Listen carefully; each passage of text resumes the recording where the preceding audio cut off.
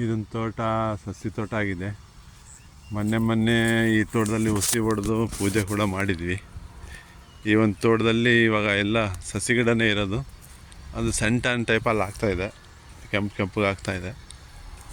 ಅದಕ್ಕೆಲ್ಲ ಸ್ಪ್ರೇ ಮಾಡಿದ್ದೀವಿ. ಸ್ವಲ್ಪ ಗಿಡ ಸ್ವಲ್ಪ ರೆಡಿಶ್ ಕಲರ್ ಆಗಿತ್ತು, ಇವಾಗ ಡ್ರೆಂಚೆಲ್ಲ ಮಾಡಿದ್ದೀವಿ. ಮತ್ತು ಜೀವಾಮೃತ ಮಾಡಿದ್ವಿ.